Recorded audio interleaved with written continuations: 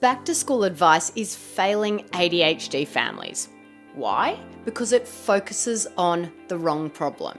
It's all about backpacks and planners and Pinterest-worthy routines when the real struggle isn't organisational. It's neurological and biological. I'm Dana Kay, board-certified health and nutrition practitioner and the founder of the ADHD Thrive Institute. I help families reduce ADHD symptoms naturally by supporting the body's biology, not just masking the symptoms.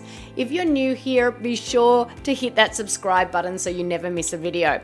I've got dozens of tools and trainings and strategies to help your family thrive with ADHD, not just survive. Now, let's get to it because back to school season is right around the corner. And while other parents are snapping first day photos, packing those lunch boxes and posting cute captions, you might be bracing yourself for the meltdowns or the school refusal or the chaos that starts before the day even begins, or the inevitable phone calls from the teacher about how much your child is struggling. I know because I was there. You're trying to keep it all together, doing everything right, but something still feels off. Your child still struggles. Now here's why. Most back to school advice focuses on external tools like planners, bins, color-coded charts, and sure, those can help, but ADHD isn't just about organization. It's about regulation and more specifically, regulation of the nervous system. You can build the most flawless morning routine on the planet, but if your child's nervous system is in overdrive, none of it is going to stick. So what does a dysregulated nervous system look like? It looks like refusing to go to school, emotional outbursts over the smallest thing, trouble sleeping, a child saying, "I don't know what's wrong," but clearly something is. These aren't behavior problems. They're biological distress signals. The nervous system waving this red flag so you know your child needs help. And until we respond to those signals instead of suppressing them, nothing changes long term. And here's the truth. Before your child can focus, before they can plan or transition, their body has to feel safe. And for a lot of ADHD kids, that's not their default state. They're already dysregulated, always scanning for danger, overacting to change, or struggling to self-soothe. So when they're dropped into a new classroom with new rules and new smells, new sounds and new demands, of course they fall apart. This is where we need to flip the script. We support the nervous system first, then build the routine around that. So here are 4 simple but powerful ways to do that as your child heads back to school. Number 1, you want to create a calming morning rhythm. Forget rigid routines. What ADHD kids needs is predictability. The same steps in the same order every morning. So think wake up, bathroom, get dressed, eat, backpack, and out the door. Visual checklists can be really helpful with this and can reduce nagging or help your child feel in control.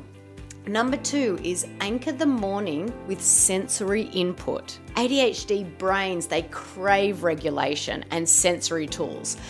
They are one of the fastest ways that we can provide that. So try jumping on a mini trampoline or using a weighted blanket, eating crunchy or chewy breakfast foods, playing music with steady beat, or even using a vibrating toothbrush. These tiny tweaks, they prep the nervous system before the day even starts.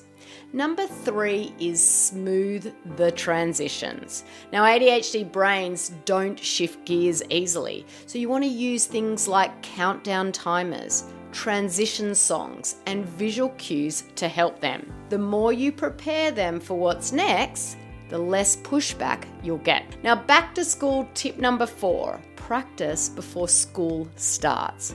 Set the alarm early.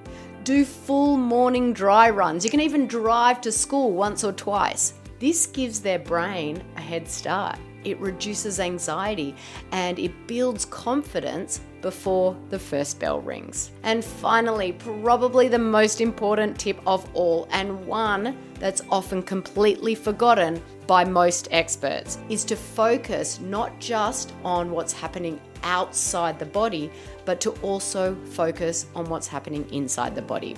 What I mean is this: these systems and tips and tricks, they're great. Using a routine can be super helpful.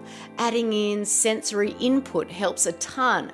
But if you're not also thinking about your child's nervous system and what's going on in there, you're missing one of the biggest pieces of the puzzle. So what does that actually look like to support a child's nervous system from the inside out? First of all, it looks like, removing or reducing inflammatory foods like gluten, dairy, artificial flavors and colors, and excessive amounts of sugar. And instead of eating those foods, it looks like eating nutrient-dense foods, whole fruits and veggies, grass-fed or wild-caught protein sources, and healthy fats. I've talked a lot in other videos about the best food for kids with ADHD, so I'll definitely add some links in the video description below. Make sure you check those out. Now, supporting your child's nervous system from the inside out, along with nutrition, also looks like supporting the gut-brain connection with targeted supplementation. Ideally, you want to do it based on lab testing, but targeted supplementation can really support the gut and the gut-brain connection. Supporting your child's nervous system also looks like prioritizing sleep, like it's your family's secret superpower.